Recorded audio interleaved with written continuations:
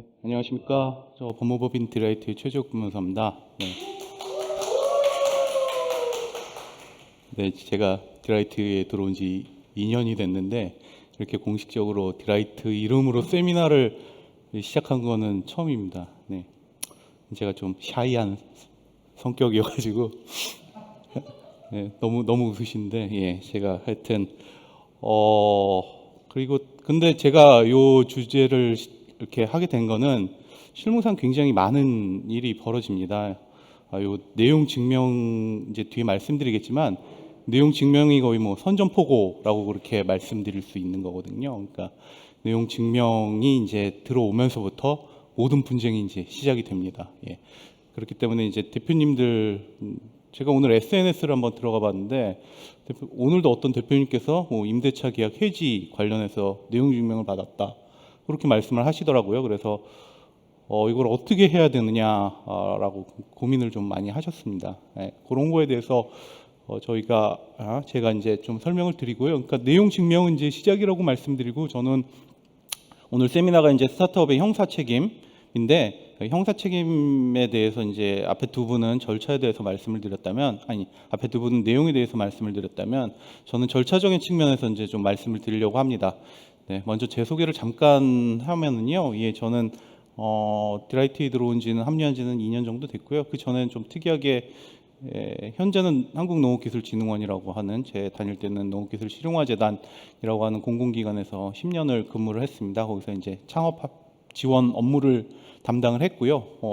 그래서 제가 그 전에는 이제 쭉 로펌에 있었고 그래서 제가 공공기관 쪽을 하면서 많은 이제 대표님들과 친분이 생기고 그렇게 되면서 이제 스타트업 관련 이제 법률에 관심을 가지게 되어서 이렇게 디라이트까지 오게 돼서 또 이런 강의도 시작을 할 수 있었던 것 같습니다. 네.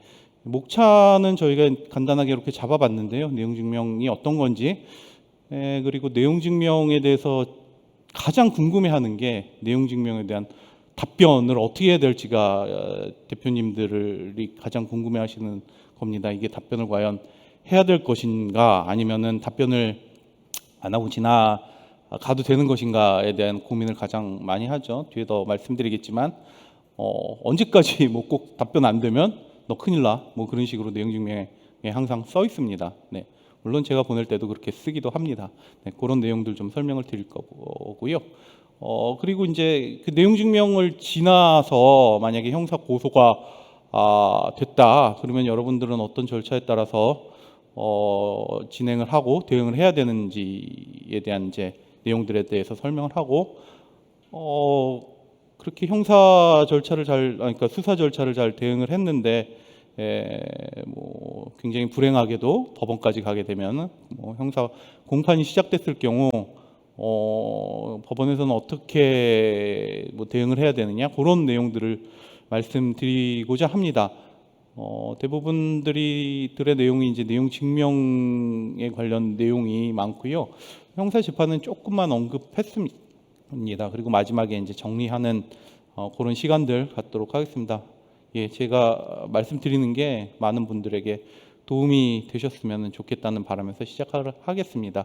첫 번째 이제 내용 증명이 무엇인가라고 이제 여러분들 많이 뭐 궁금해하시지는 않죠. 뭐 실제로 많이 받아 보신 분도 계시고 뭐 왔다 갔다 하면서 한 번쯤은 보셨을 것 같은데요. 내용 증명이 이렇게 생겼습니다. 네, 예, 요거는 이제 제가 얼마 전에 받은 따끈따끈한 이렇게 표현하면 좀 그렇지만 여기 보시면 아랫부분 보시면은 5월 18일 뭐 이렇게 돼 있잖아요. 예, 이런 스티커가 내용 증명에는 꼭 붙어 있습니다. 보시면은 1번 뭐 귀사의 무궁한 발전을 기원합니다. 이렇게 항상 내용 증명 앞에 이렇게 좋은 소리를 쓰죠.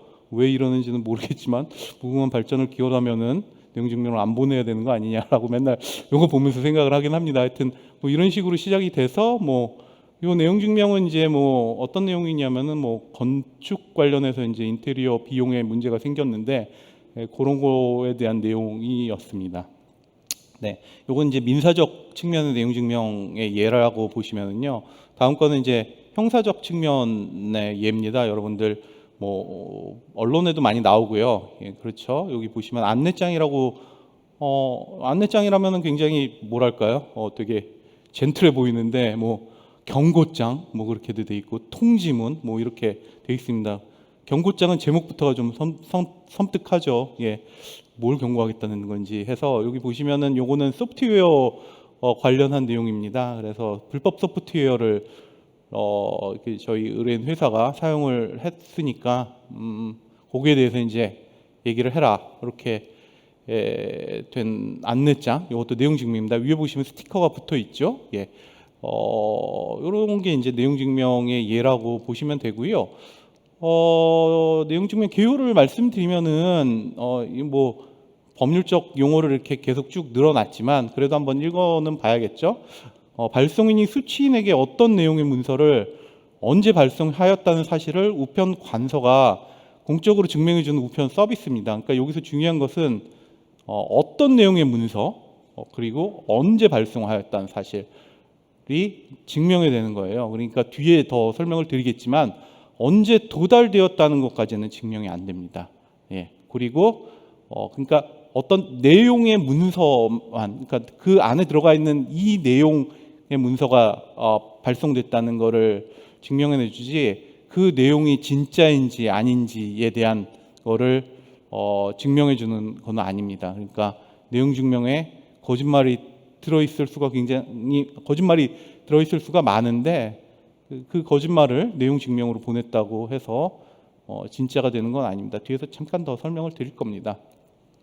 그래서 내용 증명을 주로 언제 보내느냐. 그래서 여기 보시면 개인 상호간에 있어서 채권 및 채무의 이행 등 권리 의무 득실 변경에 관하여 발송되는 우편물의 문서 내용을 후일의 증거로 남길 필요가 있을 때라고 적어 놓긴 했는데 제가 읽으면서도 무슨 소리인지를 모르겠는데 간단하게 설명드리면은 저희가 이제 임대차 계약을 했어요. 근데 이 임대차 계약을 해지를 하고 싶습니다. 만약에 이제 그 내용 증명을 안 보내고 말로 물론 해지가 법률적으로는 말로 해지가 가능합니다. 말로 해지를 한 거예요. 내가 임대차 계약을 이날부로 해지하겠습니다라고 말을 했습니다. 근데 나중에 소송이 진행이 돼요. 그렇게 되면은 내가 이제 소송이 진행해서 임대차 계약이 해지됐으니까 목적물을 반환하고 임차보증금을 받아 와야 되는데 소송에서 쟁점이 뭐냐면은 이 임대차 계약이 해지되었는가예요. 그러면 이제 얘기한 그분은 이렇게 설명을 하겠죠. 나는 얘기를 했다. 임대차 계약의 해지를. 그런데 그게 과연 신빙성이 있느냐, 그걸 믿어주느냐는 거죠. 그럴 때 내용 증명을 보내시는 겁니다. 그러면은 적어도 임대차 계약을 해지했다는 내용의 문서가 그 사람한테 도달되었다라는 거를 법원에서 쉽게 증명을 할 수가 있습니다. 여러분들 법원 드라마 같은 거, 법정 드라마 같은 거 많이 보실 텐데 법정 드라마 보시면은 많은 분들이 막 멋지게 막 싸우고 그러잖아요. 그런데 법률적인 얘기를 하면서 싸우고 그러는데 사실 재판에서 중요한 거는 어떤 것을 어떻게 입증하느냐의 문제예요. 그러니까 입증을 하기 위해서 내용 증명을 쓰시면 된다. 쓰면은 된다. 그리고 많이 쓰고 있다. 그렇게 알아두시면 될 것 같습니다. 그리고 또 있습니다. 채무자에게 채무 이행 등을 최고하기 위할 때 최고 되게 어려운 건데 그냥 어렵게 느껴지실 텐데 통지한다고 생각을 하시면 됩니다. 그러니까 소멸시효 같은 경우는 이제 뒷장에 설명을 드리겠지만 소멸시효가 거의 끝나가요. 그러니까 어떤 돈을 받을 수 있는 기간이 법률적으로 정해진 거를 소멸시효라고 하거든요. 간단하게 말씀드리면 공사대금 채권 같은 경우는 한 3년 정도의 소멸시효가 있습니다. 그런데 3년이 지나서 돈 달라 그러면 시효 완성 주장을 하면은 돈을 못 받는 거예요. 근데 오늘을 하면은 어쩔 수가 없고 한 다음 주에 이제 그게 끝나는 거예요. 3년. 그럴 때 내용 증명을 딱 보내는 거죠. 그래서 너 이런 거를 돈 내야 되는데 왜 안 내느냐 그런 식으로 하면 되고요. 여기 맨 아래 보시면 우편 관서에서 우편 내용과 문서 내용과 발송 사실을 증명해 줄 뿐입니다. 예. 그래서 내용 증명 발송했던 사실로 이제 법적 효력이 발생되는 게 아니다라고 알면 될 것 같습니다. 아시면 될 것 같습니다. 그러니까 저희가 예를 많이 드는데 좀 스토킹하는 남자분이나 여자분한테 내용 증명을 보내는 거예요. 너하고 나하고 혼인했으니 이행을 해라. 말이 안 되잖아요. 그러니까 내용 증명을 그렇게 보냈다고 하더라도 그 사실이 생기거나 진실이 되거나 그런 거는 아니라는 그거를 말씀드립니다. 네. 그래서 내용 증명 작성 방법 여러분들 많이는 아니죠. 예, 이거 많이 하면 안 되는 겁니다. 네, 저는 많이 합니다만 여러분들 내용 증명 작성하실 수가 있을 것 같은데 절차를 잠깐 알려드리면은 세 부를 작성을 합니다. 그러니까 정확하게 말씀드리면 한 부를 작성해서 등본 두 부를 만드는 건데 그래가지고 한 부는 자기가 갖고 스티커를 붙여줍니다. 그럼 자기가 갖고 한 부는 우체국에서 보관을 해요. 3년 동안 보관을 합니다. 그리고 한 부는 보내는 거죠. 예, 그래서 이제 우체국에 이렇게 보관된 게 이런 내용이 있다라는 거를 그러니까 이런 내용이 있었다는 것을 우체국에서 이제 인정해 주는 거가 되죠. 접수 우체국에서는 봅니다. 이게 맞는 건지 이렇게 보고요. 그래가지고 간인하고 개인이 뭐냐면 중간에 찍는 걸 개인이라고 하고요. 간인은 뭐죠? 장과 장 사이에 이게 연속성을 증명하기 위해서 찍는 거를 간인이라고 합니다. 그걸 딱 찍어가지고 한 다음에 마지막에 스티커를 붙여서 줍니다. 여기 보시면은 내용증명서는 3년간 보관이 가능하고요. 분실한 경우에는 재발급도 가능합니다. 그리고 여러분들 많이 모르시는데 인터넷 우체국 가시면요 24시간 동안 내용 증명을 보낼 수가 있어요. 인터넷 우체국 들어가시면 내용 증명 그 사이트가 있는데 심지어 거기는 이제 메일머지 기능이 있어가지고 대량으로 내용 증명을 보낼 수가 있습니다. 통지를 할 때 100명한테 통지를 할 때 일일이 작성하기는 어려운데 그 이름만 싹싹 바꿔가지고 이름 주소만 바꿔가지고 통지를 할 때 굉장히 유용합니다. 네. 요거는 팁이니까 한번 보시면 될 것 같습니다. 그래서 아까 어떻게 활용하느냐에 대해서 잠깐 설명은 드렸지만 민법 같은 경우는 이제 아까 최고 말씀드렸잖아요. 예, 공사된 채권 3년 같은 거 이제 시효 전에 딱 최고를 한번 해줍니다. 그런 다음에 6개월 내에 재판상 청구를 한번 더 해야 됩니다. 내가 이게 내용 증명 통지했으니까 끝이다. 그렇게 생각하면 큰일 납니다. 네. 그리고 형사 같은 경우는 최후 통첩으로 이용을 합니다. 자, 이제 네가 만약에 이제 사기를 쳤다, 횡령을 했다. 근데 마지막 기회다. 너 돈을 내놔라. 그러면서 만약에 이제 이때 정리가 안 되면은 나는 이제 형사 고발 조치를 하겠다. 그렇게 이제 활용을 하고요. 그 다음에는 이제 계약 해제, 아까 그 임대차 보증금 임대차 해지 말씀드렸잖아요. 예, 그렇게 할 때 하고 마지막에는 이제 특허 침해 같은 경우에는 이런 게 있습니다. 고의로 특허 침해를 했을 땐 이제 세배를 배상을 하는 그런 규정이 있는데요.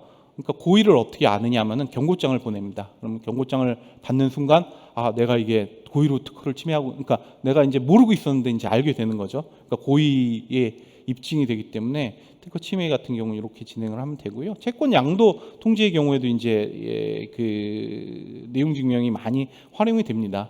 이때 이제 확정일자하고 이제 구별이 되는 게 있는데, 확정일자 요거는 조금 검색해 보시면 나오는 거고요.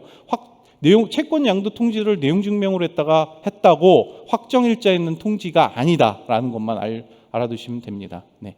제가 요거 이제 그 내용 증명 양식을 어디서 많이 다운 받을 수 있느냐라고 질문이 많이 들어오는데, 여기 보시면 제가 보여드리는 거는 이 우체국 내용 증명입니다. 이렇게 양식이 쫙 나오고 있고요.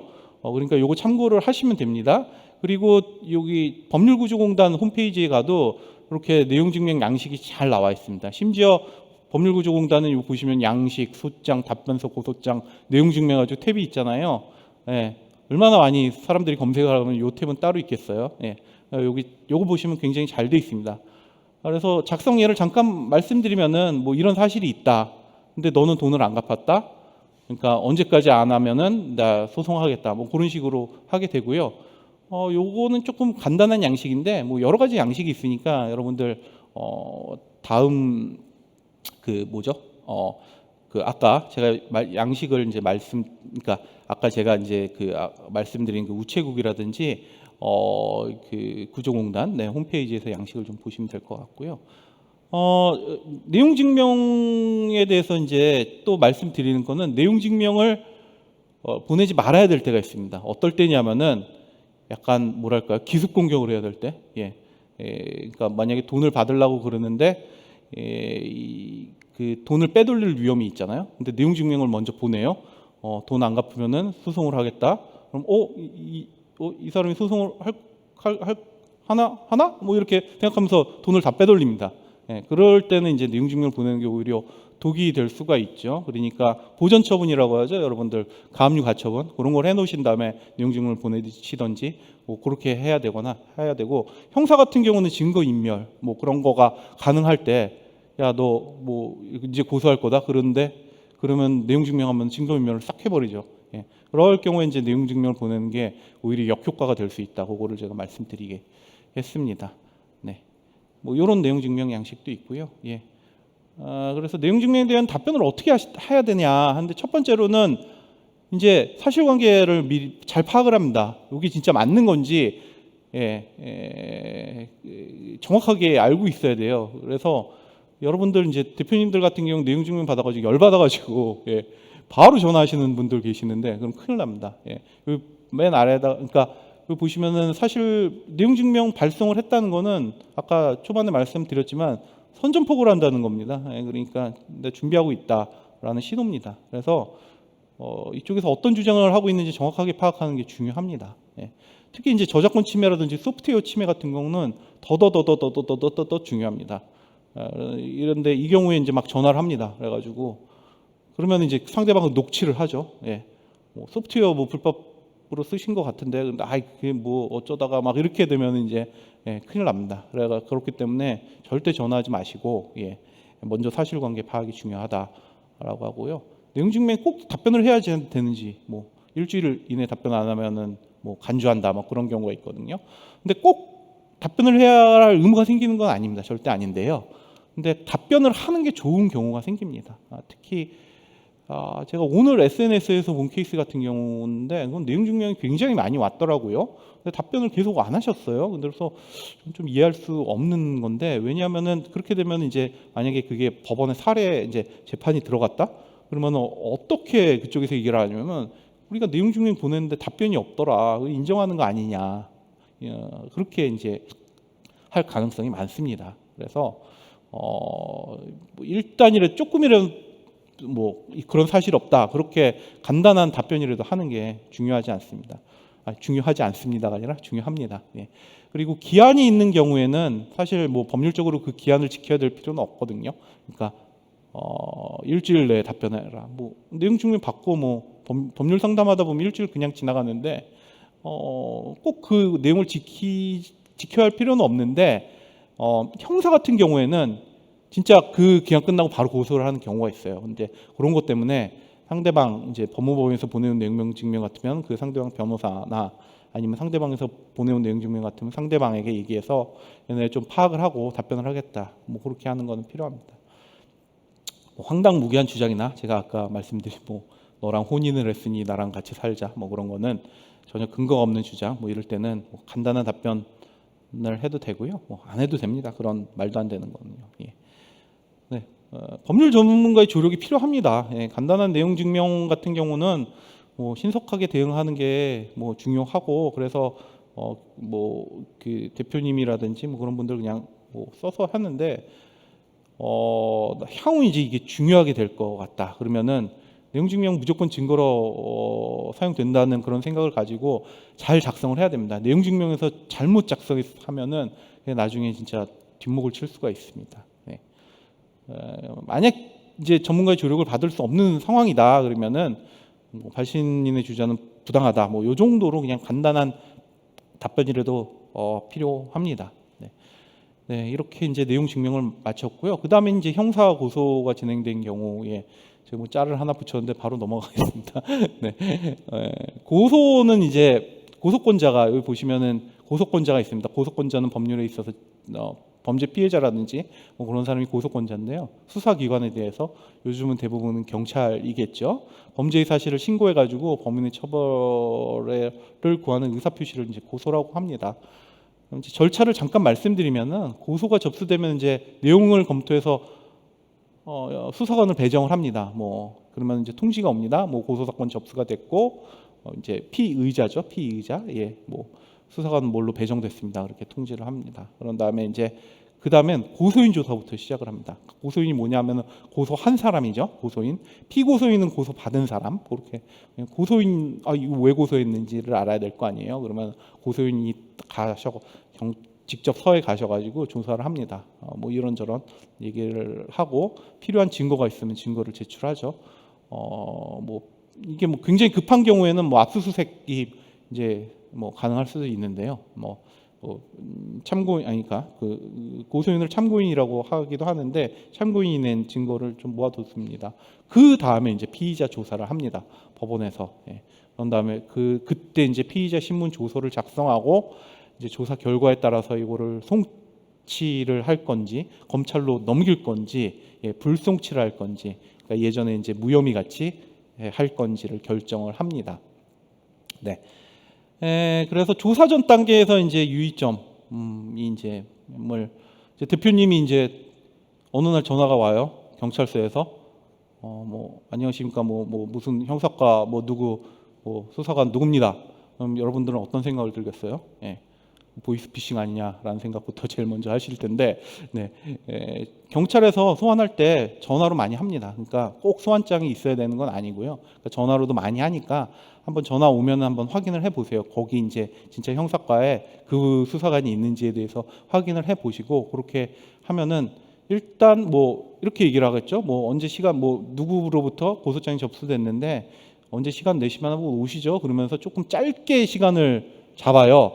다음 주 괜찮으세요? 막 그렇게 말씀하고 막 그러거든요. 일단 이제 그렇게 수사관한테 전화를 오면은요, 제가 말씀을 드리는데 여기 빨간 글씨로 썼습니다. 통화 녹취하시고요. 예. 그리고 최대한 짧게 말씀하셔야 됩니다. 그러니까 어떤 이제 수사관들이 여러분들 이제 뒤에도 말씀드릴 수도 있겠는데 판사가 아닙니다. 중립적인 위치에서 판결을 내리는 사람이 아니라 수사기관이잖아요. 그러니까 죄를 이렇게 찾아내는 사람이에요. 그러니까 이 사람은 이거를 이제 죄인이라고 일단 생각을 하실 거예요. 근데 전화를 했는데 어느 분이 고소하셔가지고 전화했는데 이런 사실이 있어요. 그러면 그때 네 그렇습니다. 막 이렇게 자기도 모르게 이렇게 대답을 하게 되거든요. 그러면 이제 분위기가 싹 안 좋아지죠. 이 사람이 진짜 했나 보다 그렇게 느낄 수가 있기 때문에 최대한 짧게 그거는 서해 가서 말씀드리겠습니다. 그런 게 이제 필요합니다. 예. 그리고 조사 일정을 뒤로 빼야 돼요. 예.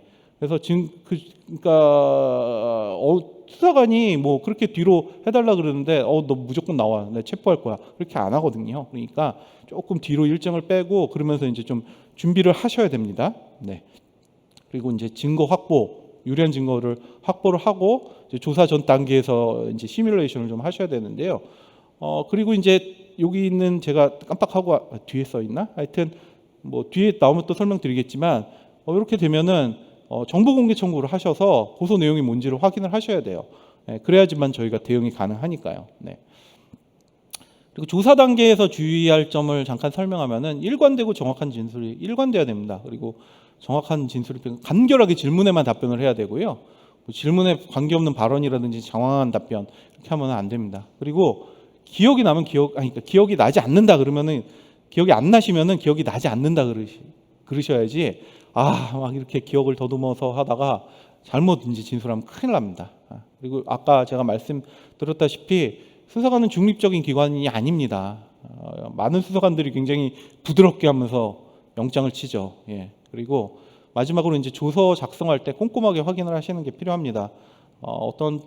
그러니까 조서가 여러분들 이제 저 아랫부분 보시면은 조서를 꾸민다 그러잖아요. 조서가 어떻게 작성되어 있느냐에 따라서 향후에 굉장히 차이가 큽니다. 그러니까 내가 한 얘기가 정확하게 들어있는지 그런 거를 마지막에 점검하는 시간을 가지는데 꼭 정리를 하셔야 됩니다. 꼼꼼하게 확인을 하셔야 됩니다.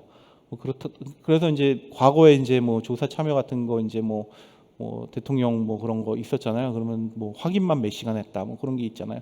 물론 우리가 그렇게 확인만 몇 시간 하면은 좀 싫어하겠죠. 예. 변호사의 조력 필요합니다. 일회 조서가 어떻게 작성되는지가 굉장히 중요하기 때문에 그렇습니다. 네. 형사재판은 간단하게만 넘어가겠습니다. 기소는 이제 검사가 법원에다 재판하라 그런 거거든요. 재판을 어떻게 하냐면 구공판이라는 게 있고 구약식이 있는데 약식은 이제 벌금형의 경우 약식을 하고요. 구공판은 이제 벌금형이 아닌 경우에 공판을 한 거죠. 그래서 공소장 부본을 이때는 이제 피고인이 됩니다. 송달을 하는 것으로부터 이제 피의자에서 피고인으로 변신되고 공판 기일에서는 모두 절차, 뭐 진술거부권 고지하고 뭐 죄가 뭐인지 뭐 의견 간단히 얘기하는지 그런 거를 하고, 그다음에 증거 조사를 합니다. 증거 조사하면서 증인 신문 같은 거를 하죠. 예, 증거 인부 뭐 그런 과정이 있습니다. 마지막에 이제 피고인 신문을 하고 판결 뭐 이렇게 됩니다. 사실상 제가 맨날 많은 분들한테 말씀을 드리는 게 뭐냐, 수사가 개시됐을 때 빨리 연락하시라. 쪽팔림을 무릅쓰고 그래서 변호사는 비밀 유지 의무가 있다. 네. 그리고 빨리 막아야 됩니다. 네. 그렇게 말씀드리는데, 사실 공판까지 진행된 경우에 조서라든지 이런 거에 대해서 저희가 도움을 드릴 수가 없어요. 그렇기 때문에 공판까지 진행되면 힘들기 때문에 빨리 하는 게 좋은데, 법원에서도 중요한 게 뭐냐면은 어떤 증거를 동의를 해야 될지, 동의를 하지 말아야 될지에 대한 거, 그리고 증인 신문에 대한 내용, 뭐 그런 거, 뭐 저희가 의견서를 작성해서 내 드리는 거, 그런 게 이제 필요하기 때문에 형사 재판에도 변호인의 조력을 꼭 받는 게 중요하다고 그렇게 말씀드립니다. 네, 제가 뭐 짤 하나를 했는데, 네, 하여튼 이런 공개적인 강의에서는 짤 올리는 것도 좀 조심스러운데, 설마 이거 올렸다고 뭐라 그러진 않겠죠? 그래서 이게 이렇게 됐으면 좋겠다는 바람으로 강의를 마치도록 하겠습니다. 네, 감사합니다.